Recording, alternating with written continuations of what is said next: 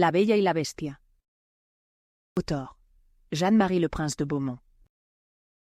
Un mercader muy rico, que tenía 6 hijos, 3 varones y 3 mujeres. Y como era hombre de muchos bienes y de vasta cultura, no reparaba en gastos para educarlos, y los rodeó de toda suerte de maestros. Las 3 hijas eran muy hermosas, pero la más joven despertaba tanta admiración que de pequeña todos la apodaban la Bella Niña, de modo que por fin se le quedó este nombre para envidia de sus hermanas. No solo era la menor mucho más bonita que las otras, sino también más bondadosa. Las 2 hermanas mayores ostentaban con desprecio sus riquezas antes quienes tenían menos que ellas. Se hacían las grandes damas y se negaban a que las visitasen las hijas de los demás mercaderes. Únicamente las personas de mucho rango eran dignas de hacerles compañía. Se lo pasaban en todos los bailes, reuniones, comedias y paseos, y despreciaban a la menor porque empleaba gran parte de su tiempo en la lectura de buenos libros. Las 3 jóvenes, agraciadas y poseedoras de muchas riquezas, eran solicitadas en matrimonio por muchos mercaderes de la región, pero las 2 mayores los despreciaban y rechazaban diciendo que sólo se casarían con un noble, por lo menos un duque o conde. La Bella, pues así era como la conocían y llamaban todos a la menor, agradecía muy cortésmente el interés de cuantos querían tomarla por esposa, y los atendía con suma amabilidad y delicadeza. Pero les alegaba que aún era muy joven y que deseaba pasar algunos años más en compañía de su padre. De un solo golpe, perdió el mercader todos sus bienes, y no le quedó más que una pequeña casa de campo a buena distancia de la ciudad. Totalmente destrozado, lleno de pena su corazón, llorando hizo saber a sus hijos que era forzoso trasladarse a esta casa, donde para ganarse la vida tendrían que trabajar como campesinos. Puesto que debido a su soberbia nadie simpatizaba con ellas, las muchachas de los otros mercaderes y sus familias comentaban: «No merecen que les tengamos compasión. Al contrario, nos alegramos de verles abatido el orgullo. Que se hagan las grandes damas con las ovejas». Pero al mismo tiempo, todo el mundo decía: «¡Qué pena! ¡Qué dolor nos da la desgracia de la Bella! Esta sí que es una buena hija. ¿Con qué cortesía le habla a los pobres?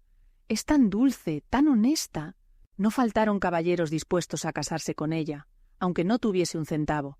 Mas la joven agradecía, pero respondía que le era imposible abandonar a su padre en desgracia, y que lo seguiría a la campiña para consolarlo y ayudarlo en sus trabajos. La pobre Bella no dejaba de afligirse por la pérdida de su fortuna, pero se decía a sí misma: «Nada obtendré por mucho que llore. Es preciso tratar de ser feliz en la pobreza». No bien llegaron y se establecieron en la casa de campo, el mercader y sus 3 hijos con ropajes de labriegos se dedicaron a preparar y labrar la tierra. La Bella se levantaba a las 4 de la mañana y se ocupaba en limpiar la casa y preparar la comida de la familia. Al principio aquello le era un sacrificio agotador, porque no tenía costumbre de trabajar tan duramente, mas unos meses más adelante se fue sintiendo acostumbrada a este ritmo y comenzó a sentirse mejor y a disfrutar por sus afanes de una salud perfecta. Cuando terminaba sus quehaceres, se ponía a leer, a tocar el clavicordio, o bien a cantar mientras hilaba o realizaba alguna otra labor. Sus 2 hermanas, en cambio, se aburrían mortalmente. Se levantaban a las 10 de la mañana, paseaban el día entero, y su única diversión era lamentarse de sus perdidas galas y visitas. «Mira a nuestra hermana menor», se decían entre sí. «Tiene un alma tan vulgar y es tan estúpida que se contenta con su miseria». El buen labrador, el padre, en cambio, sabía que la Bella era trabajadora, constante, paciente y tesonera, y muy capaz de brillar en los salones. En cambio, sus hermanas admiraba las virtudes de su hija menor, y sobre todo su paciencia, ya que las otras no se contentaban con que hiciese todo el trabajo de la casa, sino que además se burlaban de ella. Hacía ya un año que la familia vivía en aquellas soledades cuando el mercader recibió una carta en la cual le anunciaban que cierto navío acababa de arribar, felizmente, con una carga de mercancías para él. Esta noticia trastornó por completo a sus 2 hijas mayores, pues imaginaron que por fin podrían abandonar aquellos campos donde tanto se aburrían, y además lo único que se les cruzaba por la cabeza era volver a la ociosa y fatua vida en las fiestas y teatros, mostrando riquezas, por lo que, no bien vieron a su padre ya dispuesto para salir, le pidieron que les trajera vestidos, chalinas, peinetas y toda suerte de bagatelas. La Bella no dijo una palabra, pensando para sí que todo el oro de las mercancías no iba a bastar para los encargos de sus hermanas. —¿No vas tú a pedirme algo? —le preguntó su padre. —Ya que tenéis la bondad de pensar en mí —respondió ella—, os ruego que me traigáis una rosa, pues por aquí no las he visto. No era que la desease realmente, sino que no quería afear con su ejemplo la conducta de sus hermanas, las cuales habían dicho que si no pedía nada era solo por darse importancia. Partió, pues, el buen mercader, pero cuando llegó a la ciudad supo que había un pleito andando en torno a sus mercaderías, y luego de muchos trabajos y penas se halló tan pobre como antes. Y así emprendió nuevamente el camino hacia su vivienda. No tenía que recorrer más de 30 millas para llegar a su casa, y ya se regocijaba con el gusto de ver otra vez a sus hijas. Pero erró el camino al atravesar un gran bosque, y se perdió dentro de él, en medio de una tormenta de viento y nieve que comenzó a desatarse. Nevaba fuertemente. El viento era tan impetuoso que por 2 veces lo derribó del caballo, y cuando cerró la noche llegó a temer que moriría de hambre o de frío, o que lo devorarían los lobos, a los que oía aullar muy cerca de sí.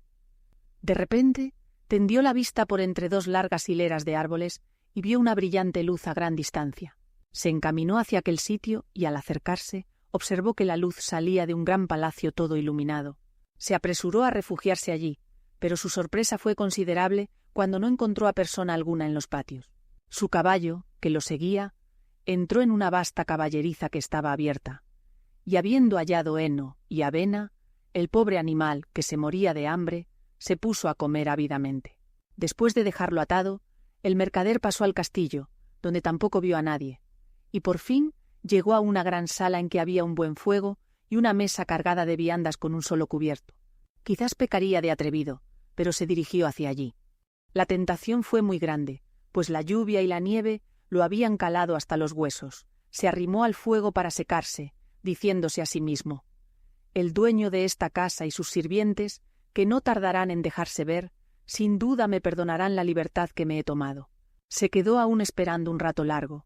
Observaba hacia los otros recintos para tratar de ubicar a algún habitante en la mansión, pero cuando sonaron 11 campanadas sin que se apareciese nadie, no pudo ya resistir el hambre, y apoderándose de un pollo, se lo comió con 2 bocados a pesar de sus temblores. Bebió también algunas copas de vino, y ya con nueva audacia abandonó la sala y recorrió varios espaciosos aposentos, magníficamente amueblados. En uno de ellos encontró una cama dispuesta, y como era pasada la medianoche, y se sentía rendido de cansancio, entumecido y aturdido de la aventura pasada, hasta encontrar este cobijo, decidió cerrar la puerta y acostarse a dormir. Eran las 10 de la mañana cuando se levantó al día siguiente, y no fue pequeña su sorpresa al encontrarse un traje como hecho, a su medida, en vez de sus viejas y gastadas ropas. Sin duda, se dijo, o no he despertado, o este palacio pertenece a una hada buena que se ha apiadado de mí. Miró por la ventana y no vio el menor rastro de nieve, sino de un jardín cuyos floridos canteros encantaban la vista. Entró luego en la estancia donde cenara la víspera, y halló que sobre una mesita lo aguardaba una taza de chocolate. «Os doy las gracias, señora hada», dijo en alta voz, «por haber tenido la bondad de albergarme en noche tan inhóspita y de pensar en mi desayuno». El buen hombre, después de tomar el chocolate, salió en busca de su caballo, y al pasar por un sector lleno de rosas blancas, recordó la petición de la bella y cortó una para llevársela. En el mismo momento se escuchó un gran estruendo y vio que se dirigía hacia él una bestia tan horrenda que le faltó poco para caer desmayado. «¡Ah, ingrato!», le dijo la bestia con una voz terrible. «Yo te salvé la vida al recibirte y darte cobijo en mi palacio, y ahora, para mi pesadumbre, tú me arrebatas mis rosas, a las que amo sobre todo cuanto hay en el mundo. Será preciso que mueras, a fin de reparar esta falta». El mercader se arrojó a sus pies, juntó las manos y rogó a la bestia: «Monseñor, perdóname, pues no creía ofenderte al tomar una rosa. Es para una de mis hijas, que me la había pedido». «Yo no me llamo monseñor», respondió el monstruo, «sino la bestia. No me gustan los halagos, y sí que los hombres digan lo que sienten. No esperes conmoverme con tus lisonjas. Mas tú me has dicho que tienes hijas. Estoy dispuesto a perdonarte con la condición de que una de ellas venga a morir en lugar tuyo. No me repliques, parte de inmediato, y si tus hijas rehúsan morir por ti, júrame que regresarás dentro de 3 meses». No pensaba el buen hombre sacrificar una de sus hijas a tan horrendo monstruo, pero se dijo: «Al menos me queda el consuelo de darles un último abrazo». Juró, pues, que regresaría, y la bestia le dijo que podía partir cuando quisiera. «Pero no quiero que te marches con las manos vacías», añadió. «Vuelve a la estancia donde pasaste la noche. Allí encontrarás un gran cofre en el que pondrás cuanto te plazca, y yo lo haré conducir a tu casa». Dicho esto, se retiró la bestia, y el hombre se dijo: «Si es preciso que muera, tendré al menos el consuelo de que mis hijas no pasen hambre». Volvió, pues, a la estancia donde había dormido, y halló una gran cantidad de monedas de oro, con las que llenó el cofre de que le hablara la bestia. Lo cerró, fue a las caballerizas en busca de su caballo, y abandonó aquel palacio con una gran tristeza, pareja a la alegría con que entrara en él la noche antes en busca de albergue. Su caballo tomó por sí mismo una de las veredas que había en el bosque, y en unas pocas horas se halló de regreso en su pequeña granja. Se juntaron sus hijas en torno suyo, y lejos de alegrarse con sus caricias, el pobre mercader se echó a llorar angustiado mirándolas.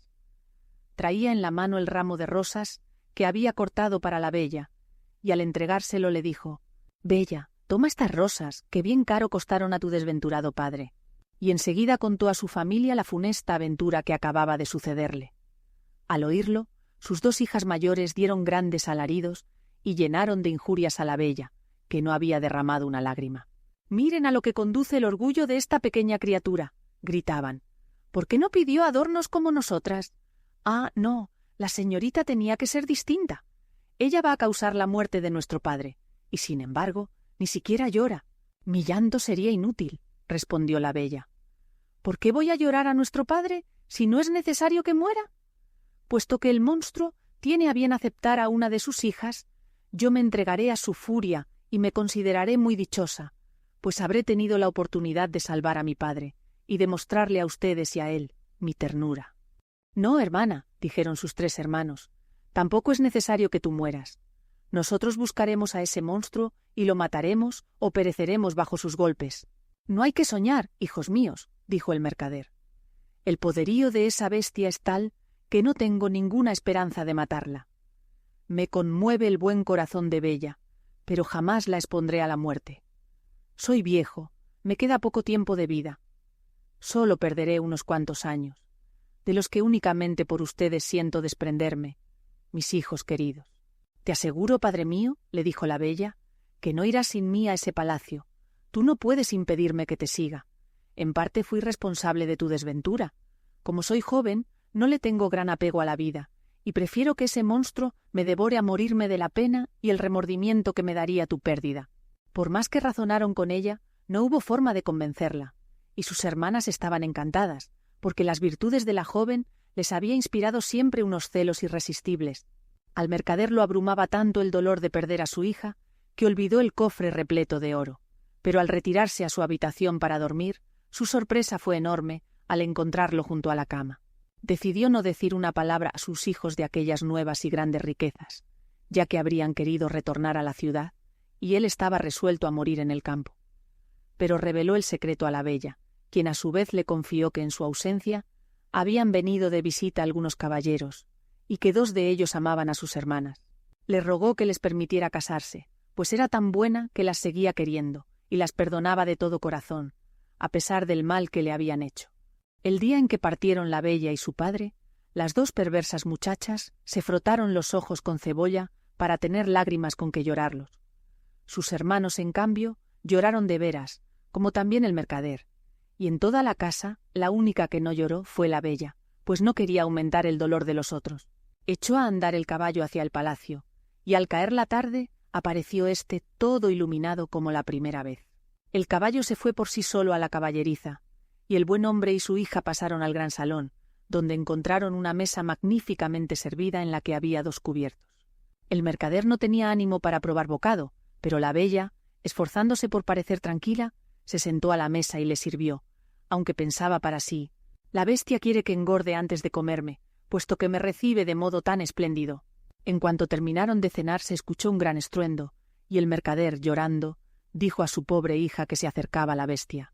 No pudo la bella evitar un estremecimiento cuando vio su horrible figura, aunque procuró disimular su miedo, y al interrogarla el monstruo sobre si la habían obligado o si venía por su propia voluntad, Ella le respondió que sí, temblando, que era decisión propia. «Eres muy buena», dijo la bestia, «y te lo agradezco mucho. Tú, buen hombre, partirás por la mañana y no sueñes jamás con regresar aquí, nunca». «Adiós, bella». «Adiós, oh señor», respondió la muchacha. Y enseguida se retiró la bestia. «Ah, hija mía», dijo el mercader abrazando a la bella, «yo estoy casi muerto de espanto. Hazme caso y deja que me quede en tu sitio». «No, padre mío», le respondió la bella con firmeza. «Tú partirás por la mañana». Fueron después a acostarse, creyendo que no dormirían en toda la noche. Mas sus ojos se cerraron, apenas pusieron la cabeza en la almohada. Mientras dormía, vio la bella a una dama que le dijo: «Tu buen corazón me hace muy feliz, bella. No ha de quedar sin recompensa esta buena acción de arriesgar tu vida por salvarla de tu padre». Le contó el sueño al buen hombre, la bella al despertarse. Y aunque le sirvió un tanto de consuelo, no alcanzó a evitar que se lamentara con grandes sollozos al momento de separarse de su querida hija. En cuanto se hubo marchado, se dirigió la bella a la gran sala y se echó a llorar, pero como tenía sobrado coraje, resolvió no apesadumbrarse durante el poco tiempo que le quedase de vida, pues tenía el convencimiento de que el monstruo la devoraría aquella misma tarde. Mientras esperaba, decidió recorrer el espléndido castillo, ya que a pesar de todo, no podía evitar que su belleza la conmoviese. Su asombro fue aún mayor cuando halló escrito sobre una puerta. La abrió precipitadamente y quedó deslumbrada por la magnificencia que allí reinaba. Pero lo que más llamó su atención fue una bien provista biblioteca, un clavicordio y numerosos libros de música, lo que reunía todo lo que a ella le hacía la vida placentera. «No quiere que esté triste», se dijo en voz baja y añadió de inmediato: «Para un solo día no me habría reunido tantas cosas». Este pensamiento reanimó su valor, y poco después, revisando la biblioteca, encontró un libro en que aparecía la siguiente inscripción en letras de oro: «Disponed, ordenad, vos sois aquí la reina y señora». «¡Ay de mí!», suspiró ella. «Nada deseo sino ver a mi pobre padre y saber qué está haciendo ahora». Había dicho estas palabras para sí misma. ¿Cuál no sería su asombro al volver los ojos a un gran espejo y ver allí su casa, a donde llegaba? Entonces su padre, con el semblante lleno de tristeza. Las dos hermanas mayores acudieron a recibirlo, y a pesar de los aspavientos que hacían para aparecer afligidas, se les reflejaba en el rostro la satisfacción que sentían por la pérdida de su hermana, por haberse desprendido de la hermana que les hacía sombra con su belleza y bondad. Desapareció todo en un momento, y la bella no pudo dejar de decirse que la bestia era muy complaciente y que nada tenía que temer de su parte. Al mediodía halló la mesa servida, y mientras comía, escuchó un exquisito concierto, aunque no vio a persona alguna. Esa tarde, cuando iba a sentarse a la mesa, oyó el estruendo que hacía la bestia al acercarse, y no pudo evitar un estremecimiento. «Bella», le dijo el monstruo, «¿permitirías que te mirase mientras comes?» «Vos sois el dueño de esta casa», respondió la bella temblando. «No», dijo la bestia, «no hay aquí otra dueña que tú. Si te molestara, no tendrías más que pedirme que me fuese, y me marcharía enseguida. Pero dime, ¿no es cierto que me encuentras muy feo?» «Así es», dijo la bella, «pues no sé mentir, pero en cambio creo que sois muy bueno». «Tienes razón», dijo el monstruo, «aun cuando yo no pueda juzgar mi fealdad, pues no soy más que una bestia». «No se es una bestia», respondió la bella, «cuando uno admite que es incapaz de juzgar sobre algo. Los necios no lo admitirían». «Come, pues», le dijo el monstruo, «y trata de pasarlo bien en tu casa, que todo cuanto hay aquí te pertenece, y me apenaría mucho que no estuvieses contenta». «Sois muy bondadoso», respondió la bella. «Os aseguro que vuestro buen corazón me hace feliz. Cuando pienso en ello no me parecéis tan feo». «Oh, señora», dijo la bestia, «tengo un buen corazón, pero no soy más que una bestia. Hay muchos hombres más bestiales que vos», dijo la bella, «y mejor os quiero con vuestra figura, que a otros que tienen figura de hombre y un corazón corrupto, ingrato, burlón y falso». La bella, que ya apenas le tenía miedo, comió con buen apetito, pero creyó morirse de pavor cuando el monstruo le dijo: «Bella querría ser mi esposa». Largo rato permaneció la muchacha sin responderle, ya que temía despertar su cólera si rehusaba, y por último le dijo estremeciéndose: «No, bestia». Quiso suspirar al oírla el pobre monstruo, pero de su pecho no salió más que un silbido tan espantoso que hizo retemblar el palacio entero. Sin embargo, la bella se tranquilizó enseguida, pues la bestia le dijo tristemente: «Adiós entonces, bella». y salió de la sala volviéndose varias veces a mirarla por última vez. Al quedarse sola, la bella sintió una gran compasión por esta pobre bestia. «¡Ah, qué pena!», se dijo, «que siendo tan bueno sea tan feo». 3 apacibles meses pasó la bella en el castillo.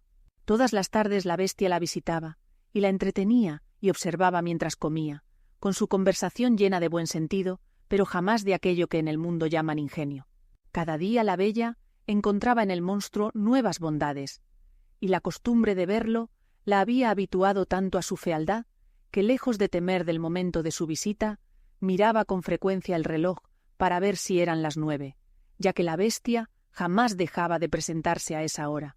Solo había una cosa que la apenaba, y era que la bestia, cotidianamente antes de retirarse, le preguntaba cada noche si quería ser su esposa, y cuando ella rehusaba, parecía traspasado de dolor.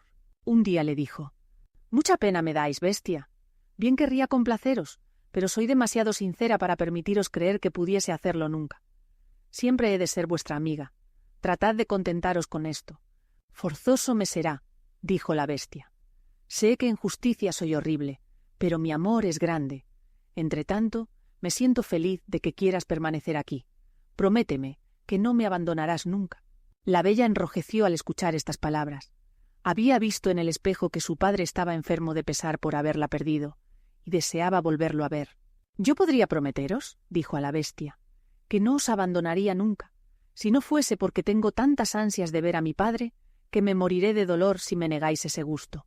Antes prefiero yo morirme», dijo el monstruo, «que causarte el pesar más pequeño. Te enviaré a casa de tu padre, y mientras estés allí, morirá tu bestia de pena». «Oh, no», respondió la bella llorando, «os quiero demasiado para tolerarlo. Prometo regresar dentro de 8 días. Me habéis hecho ver que mis hermanas están casadas y mis hermanos en el ejército. Mi padre se ha quedado solo. Permitidme que pase una semana en su compañía. Mañana estarás con él», dijo la bestia, «pero acuérdate de tu promesa. Cuando quieras regresar, no tienes más que poner tu sortija sobre la mesa a la hora del sueño. Adiós, bella». La bestia suspiró, según su costumbre, al decir estas palabras, y la bella se acostó con la tristeza de verlo tan apesadumbrado. Cuando despertó a la mañana siguiente se hallaba en casa de su padre. Sonó a poco una campanilla que estaba junto a la cama, y apareció la sirvienta, quien dio un gran grito al verla. Acudió rápidamente a sus voces el buen padre, y creyó morir de alegría porque recobraba a su querida hija, con la cual estuvo abrazado más de 1/4 de hora. Luego de estas primeras efusiones, la bella recordó que no tenía ropas con que vestirse, pero la sirvienta le dijo que en la vecina habitación había encontrado un cofre lleno de magníficos vestidos con adornos de oro y diamantes. Agradecida a las atenciones de la bestia, pidió la bella que le trajesen el más modesto de aquellos vestidos, y que guardasen los otros para regalárselos a sus hermanas. Pero apenas había dado esta orden, desapareció el cofre. Su padre comentó que sin duda la bestia quería que conservase para sí los regalos, y al instante reapareció el cofre donde estuviera antes. Se vistió la bella, y entretanto avisaron a las hermanas que acudieron en compañía de sus esposos. Las 2 eran muy desdichadas en sus matrimonios, pues la primera se había casado con un gentilhombre tan hermoso como Cupido, pero que no pensaba sino en su propia figura, a la que dedicaba todos sus desvelos de la mañana a la noche, menospreciando la belleza de su esposa. La segunda, en cambio, tenía por marido a un hombre cuyo gran talento no servía más que para mortificar a todo el mundo, empezando por su esposa. Cuando vieron a la bella ataviada como una princesa, y más hermosa que la luz del día, las 2 creyeron morir de dolor. Aunque la bella les hizo 1000 caricias, no les pudo aplacar los celos, que se recrudecieron cuando les contó lo feliz que se sentía. Bajaron las 2 al jardín para llorar allí a sus anchas. ¿Por qué es tan dichosa esa pequeña criatura? ¿No somos nosotras más dignas de la felicidad que ella? Hermana, dijo la mayor, se me ocurre una idea. Tratemos de retenerla aquí más de 8 días. Esa estúpida bestia pensará entonces que ha roto su palabra y quizás la devore. Tienes razón, hermana mía, respondió la otra, y para conseguirlo la llenaremos de halagos.